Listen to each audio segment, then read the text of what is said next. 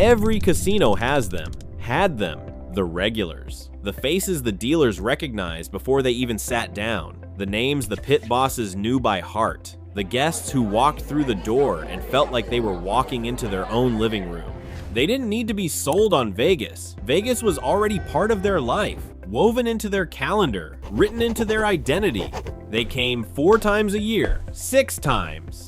Some of them monthly, the same week every month, the same flight, the same rental car route from the airport, the same valet who knew their name and had their parking spot ready. They had their casino, not just a preference, a relationship. They knew which dealer worked the $25 blackjack table on Tuesday afternoons, the one who told good jokes, who remembered their kids' names, who made losing feel less like losing.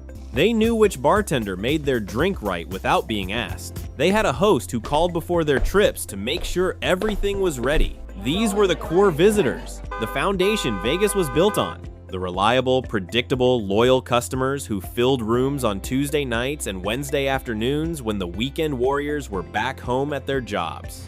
They're gone now, not visiting less, not cutting back, gone. And Vegas pushed them out the door.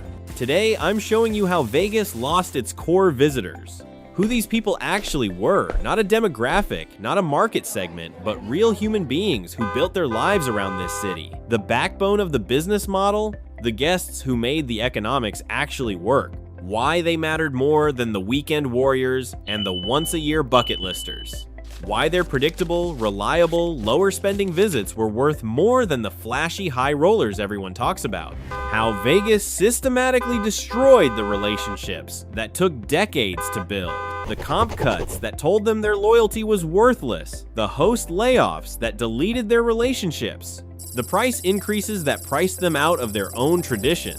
And why losing them isn't just a revenue problem, it's an extinction event. The death of the customer base that made Vegas sustainable. If you're new here, I expose the self-inflicted wounds killing the Strip. Not market forces, not competition, not changing tastes, or generational shifts. The choices Vegas made, the decisions that drove away the customers who loved it most.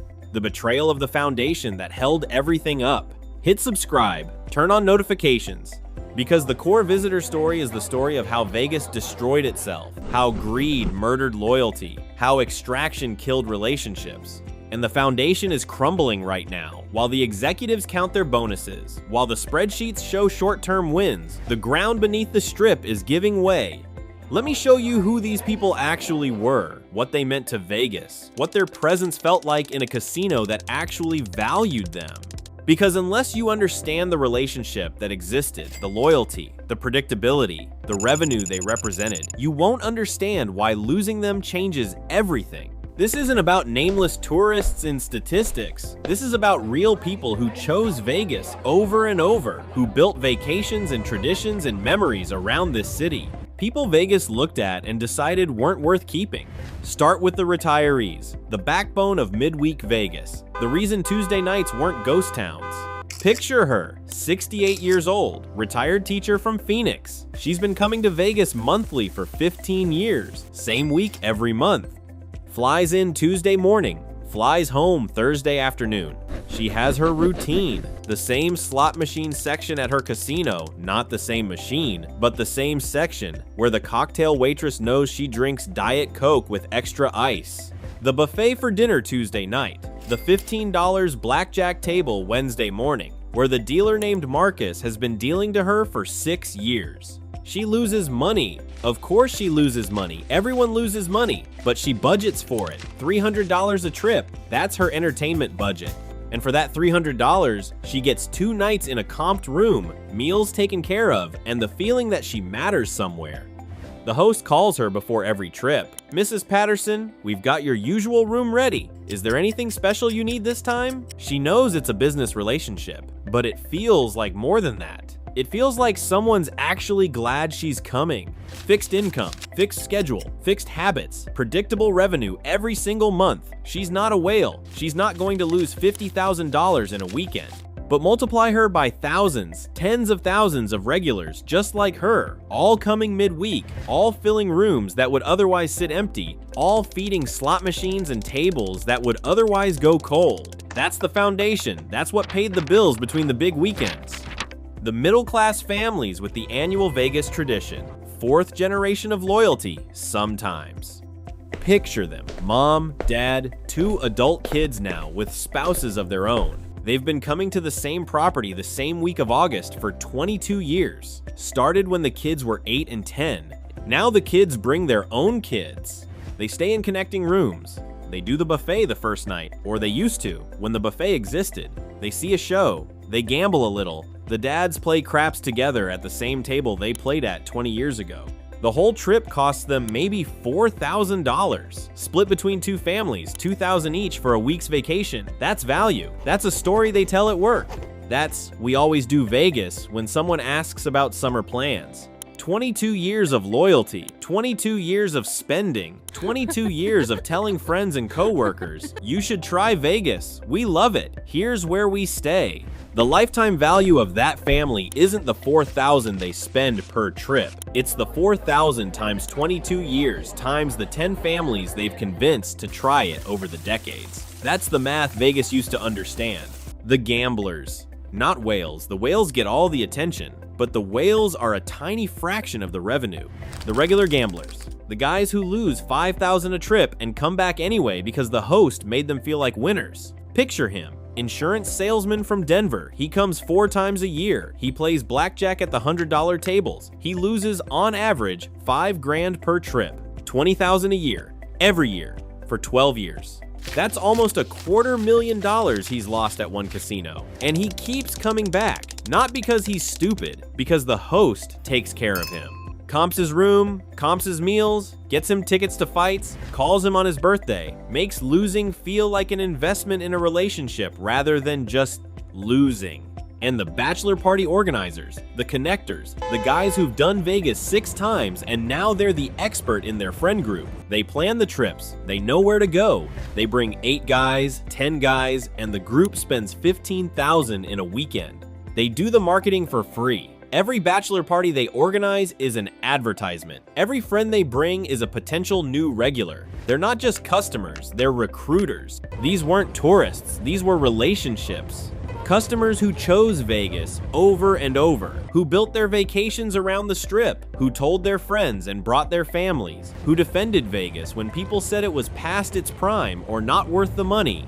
They were the foundation, the reliable revenue that filled the gaps between big weekends, the Tuesday nights and Wednesday afternoons that paid the electric bills, the word-of-mouth marketing that money can't buy, the proof that Vegas worked, not just as a destination you visit once, but as something people genuinely loved, something they returned to, something that became part of their lives.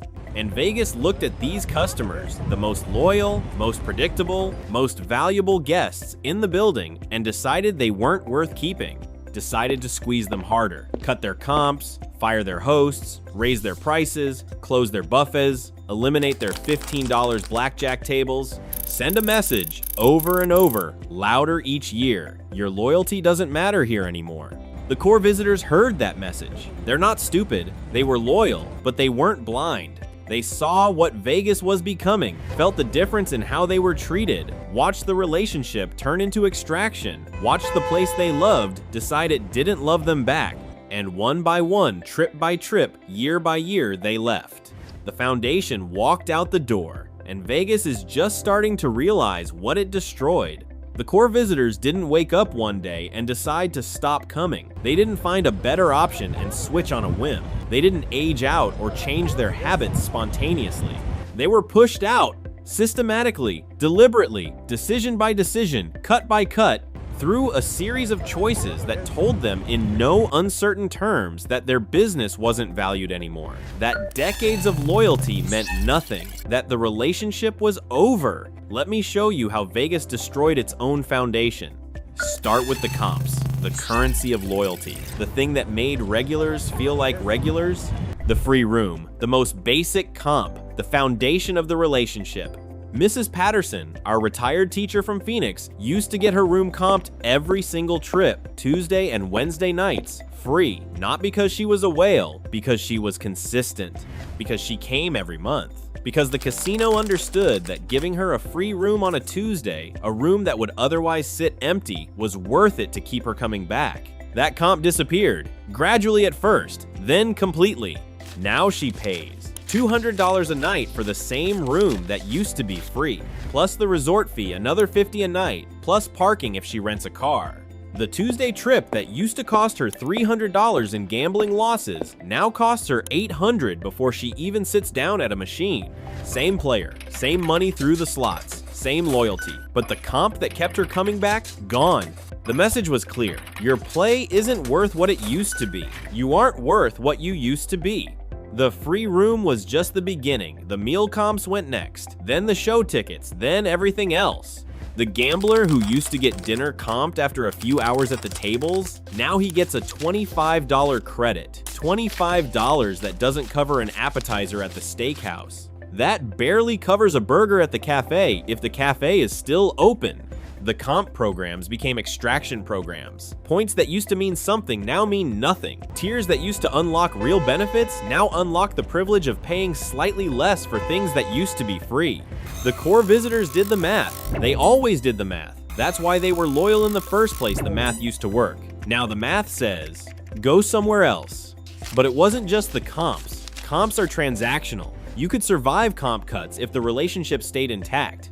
The relationship didn't stay intact because they fired the people who maintained it. The casino hosts got laid off, wave after wave. The people whose entire job, whose only job was maintaining relationships with valuable players, gone. Picture it. Mrs. Patterson's host was a woman named Diana. Diana had been her host for 8 years, called her before every trip, knew her room preferences, knew she liked the corner suite on the 12th floor because it was quieter, knew her husband had passed 3 years ago and always asked how she was really doing. Diana got laid off, position eliminated, the relationship severed with a pink slip. No one called Mrs. Patterson to tell her. She found out when she tried to reach Diana before her next trip and got a generic voicemail. Your call is important to us. Please leave a message and a member of our team will return your call. No one returned the call. There was no one left to return it. The hosts were expensive. They cost salary, benefits, the comps they authorized. Some executive looked at a spreadsheet and saw costs. Didn't see the relationships. Didn't see Diana calling Mrs. Patterson on her birthday. Didn't see the lifetime value of a customer who came monthly for 15 years. Didn't see the 10 friends Mrs. Patterson had convinced to try Vegas over the decades. Just saw a line item. Just saw a cost to cut. So they cut it, and the core visitors, the ones who stayed loyal specifically because someone at the casino actually knew them, found themselves anonymous, as faceless as first-time tourists. Their years of loyalty deleted with a layoff notice. While the comps disappeared and the hosts got fired, the prices went up and up and up. The room that used to cost $79 on a Tuesday, the room Mrs. Patterson booked when her comp wasn't available, now costs $250, plus resort fee, plus parking. The buffet that used to cost $15, the Tuesday night tradition, now costs $65, if it even exists anymore. Most of them don't. The show tickets, the drinks, the minimums at the tables, everything climbed while the value cratered. The core visitors weren't rich. That's the part Vegas forgot. That's the part the spreadsheets didn't capture. They were middle class, fixed incomes, budgets. They came to Vegas because Vegas used to offer value, used to make them feel like they were getting something for their loyalty, used to reward consistency with access. Now Vegas offers extraction, maximum revenue per visit, squeeze every dollar from every guest, treat the loyal customer exactly like the first-time tourist. Actually worse, because the first-time tourist doesn't know what they're missing, doesn't know what it used to be, doesn't feel the betrayal. And while the prices went up, the amenities went down. The things the core visitors actually loved eliminated. The buffets, gone. Mrs. Patterson's Tuesday night tradition closed permanently. The place where she saw familiar faces, where the staff knew her order, where Vegas felt like community erased. The 2 4-hour coffee shops, gone or reduced to shells. The 3 a.m. eggs after a good session unavailable, closed at midnight, see you tomorrow. The lounges with live music, gone. The free entertainment that made wandering the casino feel like an event silent now.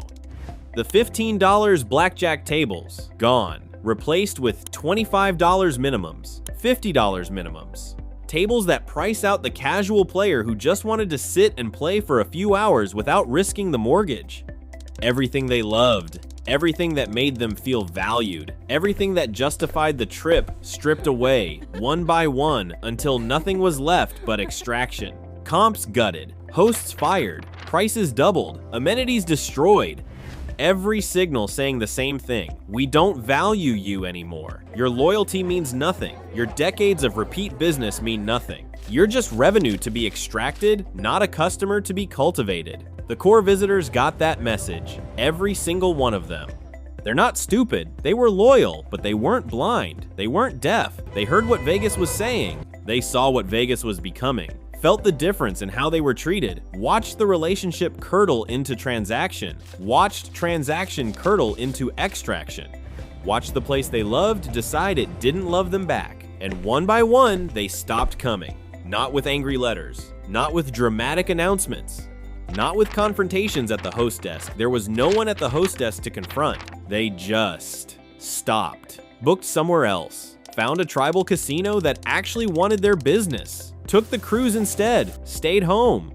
The relationships that took decades to build destroyed in a few years of corporate extraction. The foundation that held up the whole model cracked and crumbling. The core visitors are gone, and they heard every message Vegas sent them on the way out the door.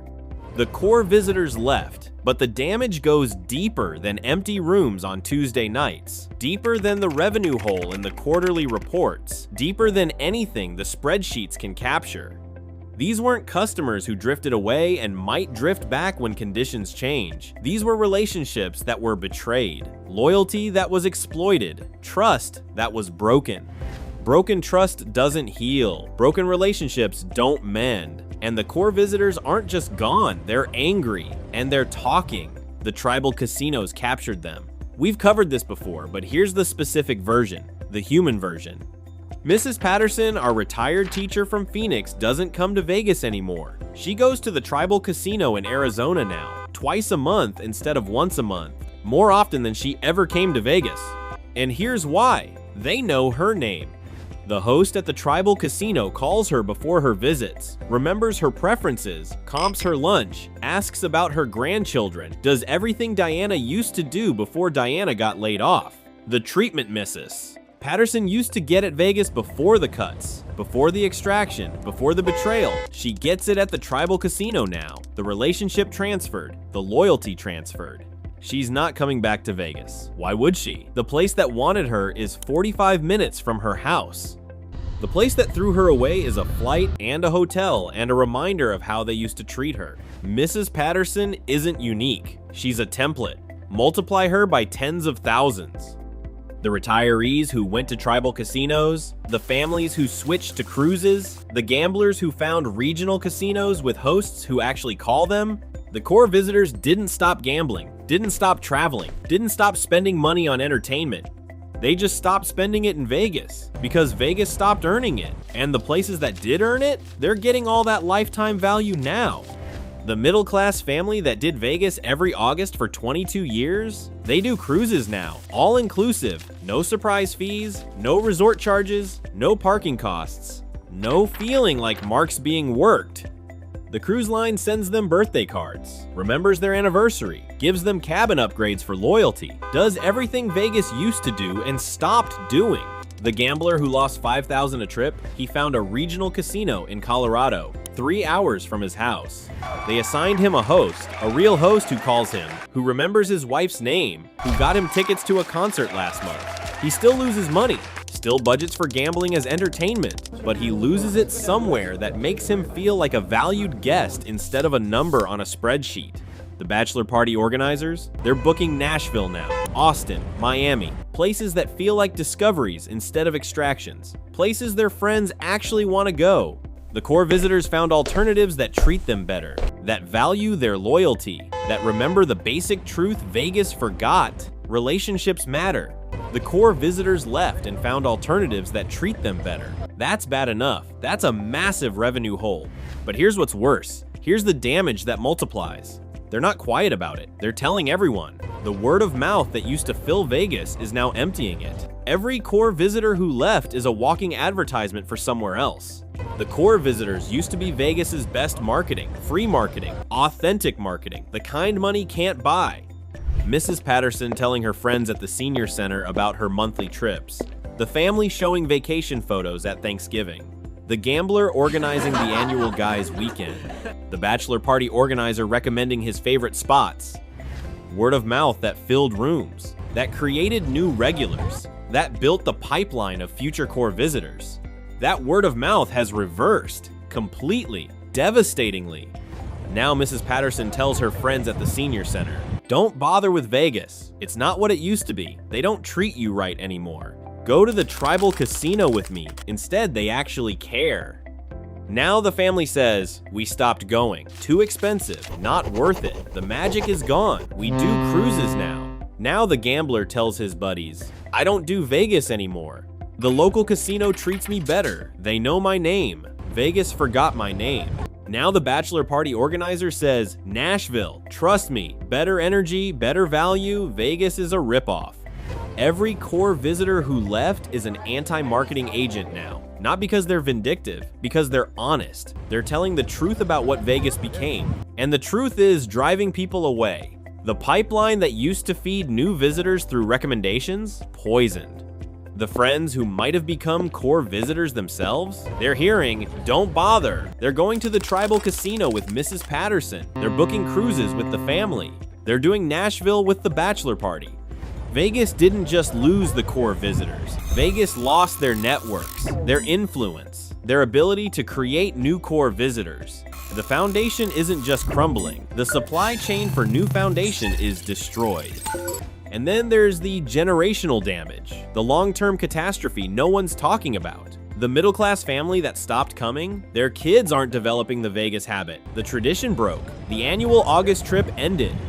The next generation isn't learning to love Vegas because their parents stopped taking them. Those kids will grow up without Vegas memories, without the tradition, without the assumption that Vegas is where you go. They'll default to cruises like their parents do now, or Nashville, or wherever their friends recommend. Mrs. Patterson's friends at the senior center, they're going to the tribal casino with her now. The whole social group migrated, and their kids and grandkids, they hear about the tribal casino trips, not the Vegas trips. The gamblers' buddies, they're doing regional casino trips now. Their networks, their friends of friends, their co-workers, their extended circles, all hearing that the local option is better. Vegas didn't just lose the core visitors, it lost their networks, their families, their future. The generational pipeline that was supposed to keep feeding loyal customers forever severed. Vegas is losing its core visitors, not losing them to time or competition or changing tastes, losing them to its own choices, its own greed, its own decision to prioritize extraction over relationships. The foundation is gone. The Tuesday night, Wednesday afternoon reliable revenue gone. The word-of-mouth marketing reversed into anti-marketing. The generational loyalty broken. The core visitors built Vegas. They filled the rooms when no one else would. They told their friends. They came back over and over because Vegas made them feel valued, made them feel like they belonged, made them feel like the house actually wanted them there. Vegas stopped making them feel valued, started making them feel extracted, started sending the message, your loyalty is worthless, we'll get someone else. And now Vegas is discovering the brutal truth. There is no someone else. The tourists who replace the core visitors don't come as often, don't spend as much, don't fill the midweek gaps, don't tell their friends, don't create new regulars. The core visitors were the foundation, and Vegas demolished its own foundation for short-term extraction, for a few extra dollars per visit, for spreadsheet wins that ignored relationship losses. The buildings still stand, the lights still flash, but the ground beneath them is hollow now. The foundation walked out the door. And buildings don't stand long without foundations. Hit subscribe to track the collapse. I'm watching the core visitor exodus, the midweek emptiness, the relationship destruction, the reversed word of mouth, every sign that the foundation is crumbling faster than Vegas can pretend it isn't. Drop a comment. Were you a core visitor? Did you used to come regularly and stopped? What changed? What would bring you back? What did Vegas do that made you finally say, enough?